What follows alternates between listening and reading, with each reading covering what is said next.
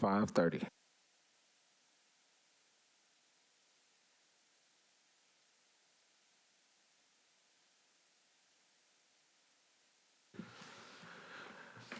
So first of all, I want to say thank you to everybody for coming out.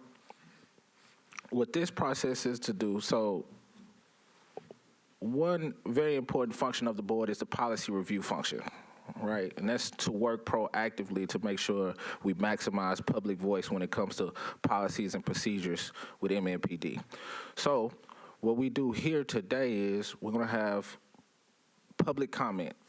The board members are here solely to listen, because what the policy review comes with is a list of recommendations based on the metrics, the review of the policies, and what is practiced around the country. So we are really just here to listen to you all and see what you got to say, and also see where we can also engage other policy reviews. So each public comment will be 3 minutes. Mr. Martinez is the timekeeper. He will raise his hand when you have 1 minute left. But before we get started, Dr. Valier, who works with Metro Community Oversight Board, is going to give a brief overall view of body-worn cameras. All right, thank you. So I'm the lead research analyst for Metro Nashville Community Oversight. I worked on the body camera report that the board put out for public comment and review. I wanted to just take a quick minute to discuss the basics of the report. In general, and as a few people are moving, if you are interested in commenting and making a statement, please make sure to sign up on the table where folks are standing on your left-hand side of the room. The report covers in a basic overview of what body cameras are. It discusses the history of body cameras in Nashville. Mayor Megan Barry committed in November of 2016 to implementing body cameras after the Driving While Black report was issued by Gideon's Army. And since then, there's been efforts that have to implement them, but at this point, they still have not been deployed. Basically, body-worn cameras are considered a tool of transparency, but they're also useful for other functions, as the district attorney's office uses footage for prosecution of crimes. It's useful for investigating complaints of police misconduct. It's helpful for police officers who may be accused of misconduct in order to have evidence. There's quite a bit of research on body cameras, and it's growing all the time, the research. But what we know pretty generally is that most cities that have deployed body cameras who have conducted randomized control trials have found that they reduce the number of civilian complaints of police misconduct. And we also know that many complaints of misconduct are not able to have findings because there's a lack of evidence. So for instance, in Nashville in 2018, there were 95 courtesy complaints against officers, and 52 of those, they were not able to have a finding because of lack of evidence. Body cameras make it more likely that there's findings reached for civilian complaints. Body-worn cameras protect officers from exaggerated complaints. They're helpful for auditing police conduct. They improve evidence for prosecution of crimes, and research is suggesting that they might also decrease use of force incidents. There's been quite a few cost estimates that have come out in Nashville recently. There was a recent report from the district attorney's office stating that there would be at least $14 million necessary, but up to $29 million for the district attorney's office, based on a consultant's report, as well as costs for the public defender, criminal courts, and other costs. Metro Nashville Police Department signed a $19 million 5-year contract with WatchGuard that just covers the camera costs and software costs to store the data. And then they've also purchased physical storage in order to store the large volume of data that's produced through cameras. Mayor Cooper's plan that was released in December is to release 24 cameras in February and March that will be focused with the DUI and traffic units. And those will be used to test the ability to upload data into the storage. And then in around May, 20 more cameras will be deployed, and those will be used to test the costs throughout the criminal justice system that might be incurred by the DA in order to get better estimates. So in our report, we make several recommendations, and the recommendations that the board is looking at producing are focused, one, on the Metropolitan Nashville Police Department, and those are to conduct a multi-stage rollout of body-worn cameras and in-car cameras using a randomized control trial, and in order to look at the impact on civilian complaints, use of force, arrests, racial disparities, and other outcomes, while collaborating with Metro Nashville Community Oversight, research staff, and national experts, to release the body-worn camera policies and any updates to the policies and procedures manual, get public comment on proposed policies and procedures, and release an accounting of the $5 million that's been spent so far in IT infrastructure to the public so that we can be aware of what's been spent and how it's been spent. For the mayor's office, the draft report recommends creating a working group of government agencies that will use body-worn camera and in-car camera footage to coordinate metro resources and plan for implementation, to ensure that community leaders are involved in drafting all body-worn camera and in-car camera policies and open those up for public comment, to include the Metro Nashville Community Oversight and advisory groups related to implementation for body-worn cameras, and to increase the number of body-worn cameras deployed in early 2020 in order to properly assess the costs and labor demands for the DA, public defender, and criminal courts, as well as providing strategic leadership on a plan for evaluating body-worn cameras and in-car cameras in Nashville. Thank you for that. Now we're going to move on to the public comment portion. I have a list in front of me. If you have not signed up, you can still go and sign up. But the first name on my list is Ann Watkins. No. Okay. Timothy Hughes from Black Voters Matter. Thank you, Timothy.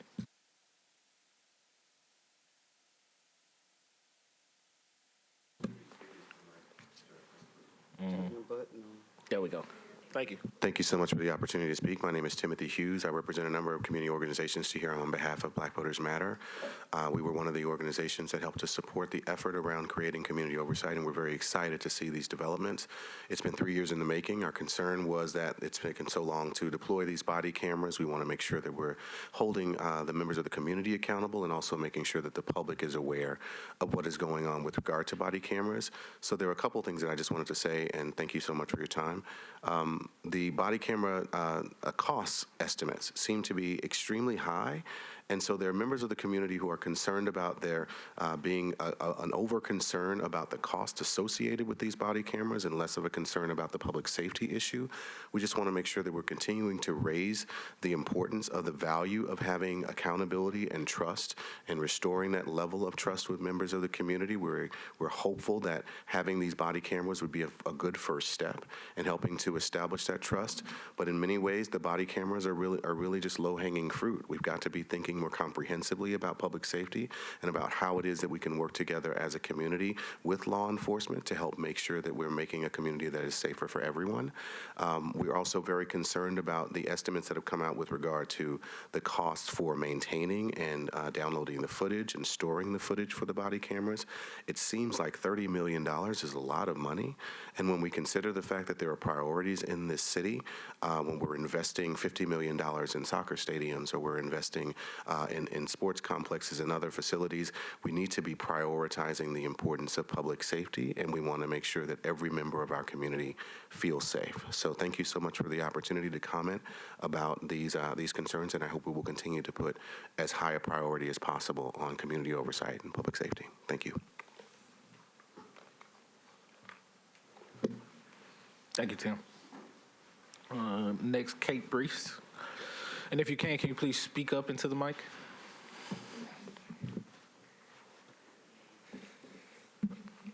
Hello, everyone. Thank you for the time and space. I have a lot, so I'm gonna keep an eye on you. So I represent a couple of community organizations specifically today showing up for racial justice Nashville. And my concerns are not concerns, but ideas and thoughts are specific to the research report that the policy advisory report that was the draft that was submitted to the community.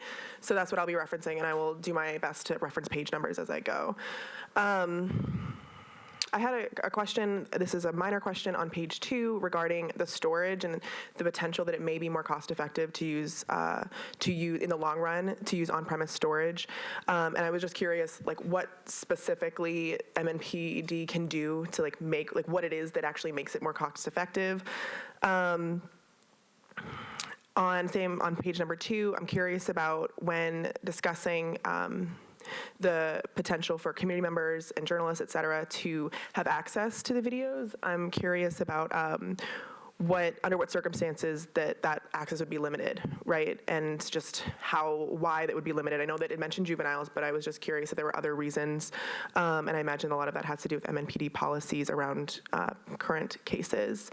A potential thought around the suggested policies is that, at least in the beginning, and this is something that a number of us thought through, is in the beginning, maybe during implementation, until the entire system has been implemented and has had research that was recommended in the policy proposal that was supported and backed by all of you, and the MNPD gets the go-ahead from the COB, I don't think, I'm considering the idea that maybe using that footage isn't the best way, in the criminal justice system, while it's still it's still in its infancy stages, and before any formal research about biases, et cetera, has been done. Thank you. Oh, good. I'm so glad I'm on page 2. Good times. Okay. Well, then I will skip to the main key points. Another concern I had was about the lack of currently incarcerated voices in the research. What can be done in focus groups to enhance the voices of folks who are currently incarcerated in Davidson County? As I mentioned, I think a potential idea that body camera videos cannot be used as evidence to prosecute private citizens until the implementation is complete and has the go-ahead from your team, not their team, or maybe both, hopefully both. And my question too is that it mentioned that the DUI division already has cameras, and I just would like to be clear that I'm not sure if those would be removed or if those would also remain while they're doing this testing, what would that look like for equity if one entire division has cameras already? How would that impact that? And those are my main points. Thank you very much. Thank you. Next name, Richard Lish.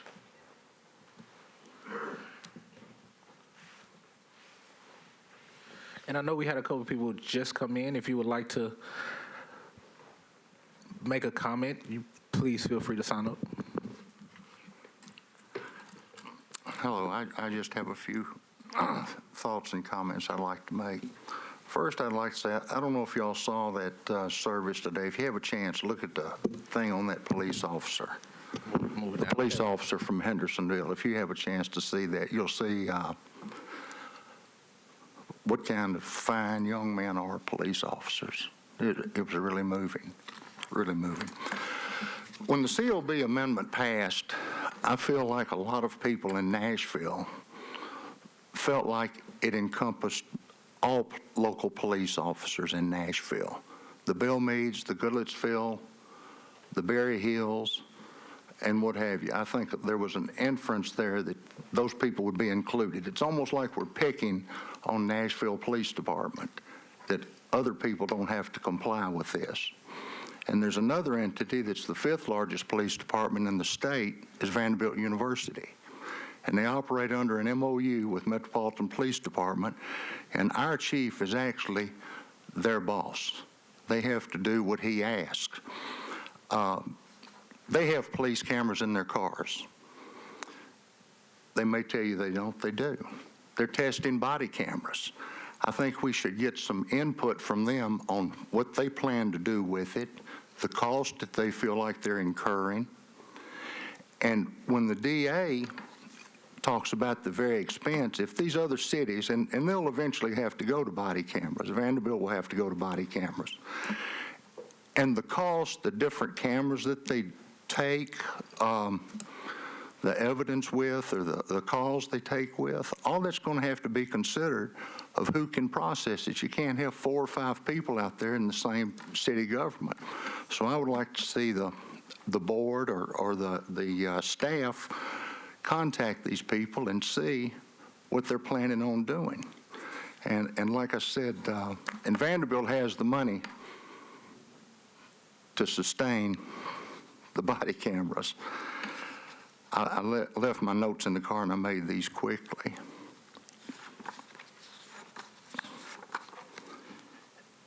And I guess that's about it. I just think y'all need to look at the Vanderbilts and the other satellite cities. And I know we can do something about Vanderbilt immediately.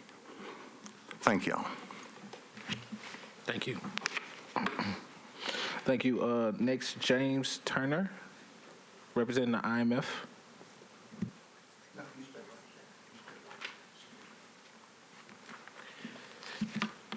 Good afternoon, everybody. I thank you for the opportunity to speak and kind of concur with Timothy Hughes. It's been a long time coming to get to this point. I wish it would have rolled out more cameras, but I guess we can take what we can get where we are, and we take the small wins as well as the big wins. So I'm just happy to see some type of movement and some type of timelines, no matter how I feel about how long it's kind of taking. But we have some movement. 2 questions I hope we can continue to flesh out. It's the rising costs or the costs of the DA. I know we've done cost comparisons with as far as the body cameras with other cities, Memphis, Chattanooga, and others. It seems very high from the DA's department of that number, and I hope we can do some cost comparisons with other cities with the DA departments, just how we done the body camera rollouts.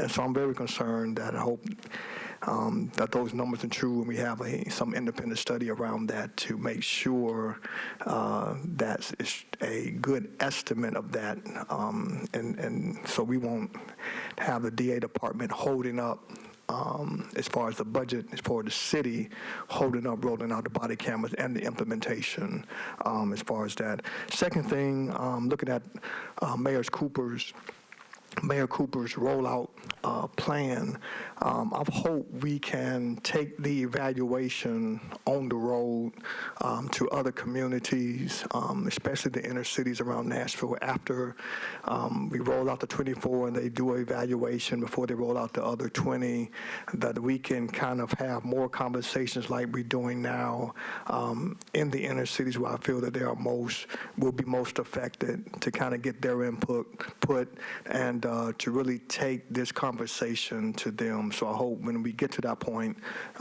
with the mayor, their evaluation, that we can do a report or have a report in those communities. So that's all I have, and look forward to seeing how this play out. God bless. Thank you, Mr. Turner. I have one more name, Anna Watkins. No, I was just No. signing in as well. Okay, I changed my mind. there we go. All right, welcome.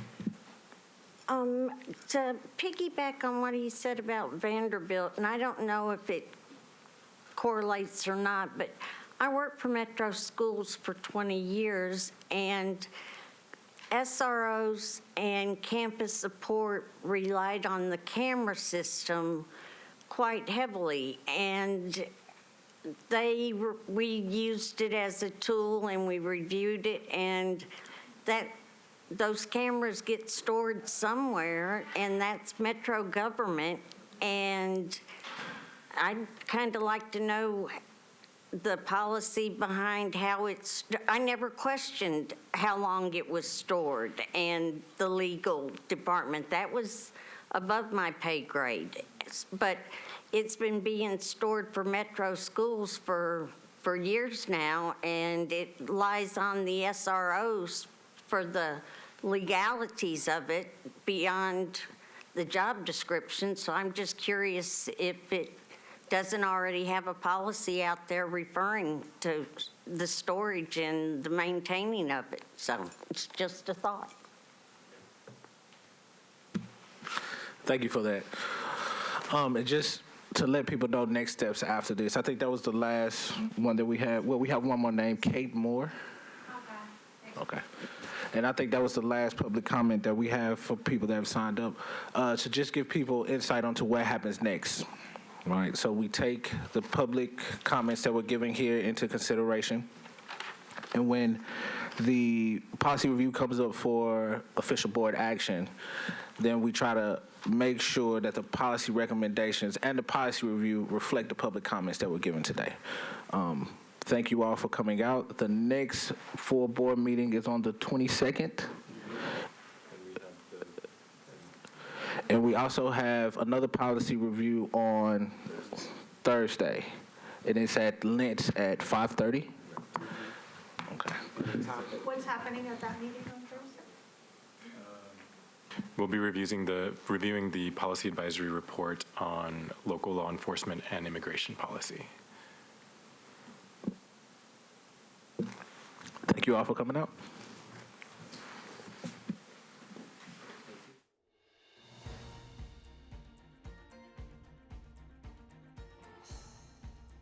This has been a service of the Metro Nashville Network. If you would like to see this presentation again, or for more information about this and other programs, visit nashville.org.